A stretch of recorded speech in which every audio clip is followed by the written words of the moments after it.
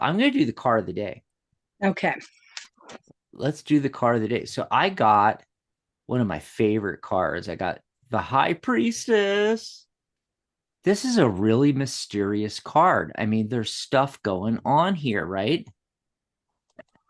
What do you think? Do you like the High Priestess, Michelle? I do. I do. I see her as the spiritual mother.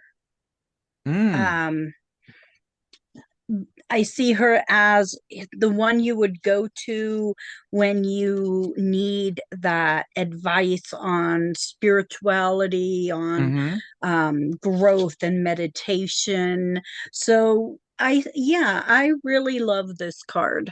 I love the balance between um the black and the white there. Right. It gives both the feminine and the masculine. Let me turn my camera back on. The feminine and the masculine side to her. Mm-hmm. So that's kind of my perspective on her.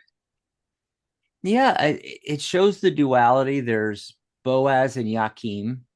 Those That's what it is. right? Those are the two pillars. Solomon's temple. It's the entrance to Solomon's temple is what's going on there. And she's the guardian between the two um pillars. And it, like a lot of things in tarot, it represents the duality that's going on.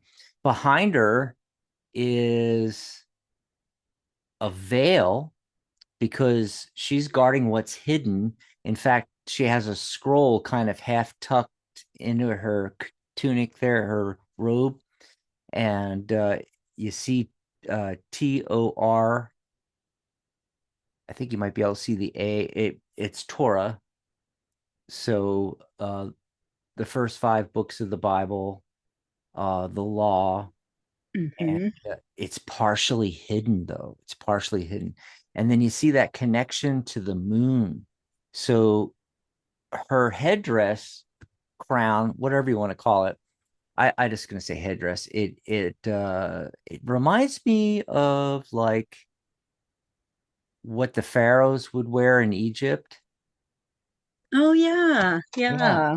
And in the center is that disc, which you could think of as the full moon. And then to the left and the right are crescent moons. And then at her feet, there's a crescent moon. Huge connection, huge connection to the moon. And the bottom of her robes are kind of flowing and almost becoming water. Right. Yeah, melding into the water.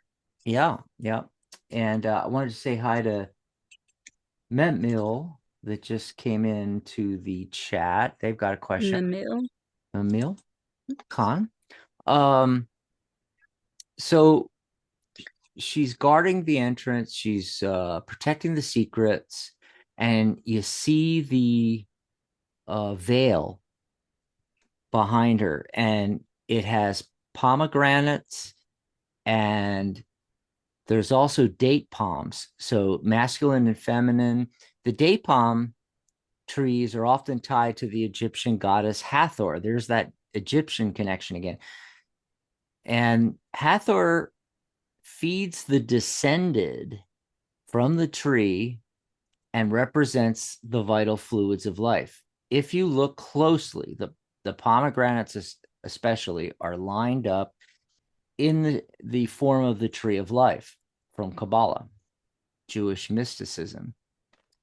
And the pomegranates on the veil are a symbol of abundance, fertility, the divine feminine, which is, all that echoes the traditional meanings of the card. Um, they're sacred to Persephone, who ate a pomegranate seed in the underworld and was forced to return every year.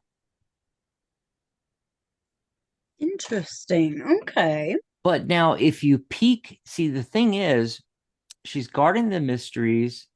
The veil's up there, but you can kind of peek around the veil. You can Mm-hmm. pass there, and there's this huge body of water. And we know in tarot, water represents the spiritual realm, the subconscious, the subconscious leading into the higher consciousness, right? Well, take a look at this, the moon and the high priestess side by side, Michelle. Yeah. Remember, I was talking about the Oh, yeah, the two pillars. now, if there's similarities in these cards, and I always tell people, think of when you're looking at the moon card, you're looking at the high priestess from behind. And you see the body of water. There's a crayfish coming out of the water onto the path. It's the path of life. Here's that duality again. You've got the wolf and the domesticated dog. So the Right. undomesticated and the domesticated part of our psyche, right? And there's the narrow path that we lead up into the mountain. And if we have goals, the goals are always at the summits of the mountain in tarot. Look at the temperance card, for instance, is another example. But that's the body of water. And we are the crayfish, lobster, crayfish. A lot of people call it different things. But this mysterious creature from the depths of the sea, which we know are the depths of the unconscious. And we come into life, and then we have this duality that we're always dealing with. And Wow. yeah, Yeah. and that's the real secret that the high priestess is guarding, is that we actually come from consciousness. and it, Right. and in consciousness there's no duality. See, so you see the crayfish coming out of the consciousness onto Mm-hmm. the road of life. The next thing that's encountered is the duality of the wolf and the domesticated dog, and the pillars are farther away. And that shows us how we enter into the world, into this duality that doesn't really exist. It's a manifestation of the physical realm. It's why we have time, and it's why we have dimensions. It's our Right.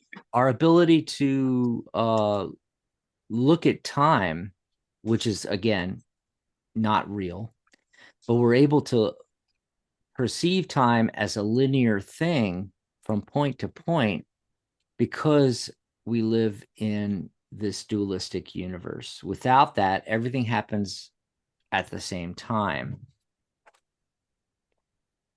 Wow. Right. Okay. Yeah, yeah. So, the high priestess calls us to look into that, into our psyche, our subconscious, uh, connect with our higher Absolutely. self. That's where the spiritual gifts come from. That's where the psychic gifts come from, right? Mm-hmm. So, Absolutely. so the message today might be to examine that and to program your dreams and see what you come up with, to meditate and look into your subconscious and your conscious. Watch the thoughts. You are not the thoughts. You are what's behind the thoughts, watching the thoughts. Exactly. Eckhart Tolle. Yeah. So there you go. The card of the day, the High Priestess card. And now you know more about it. You can make out from that what it means for you. What's the message Yes. coming through?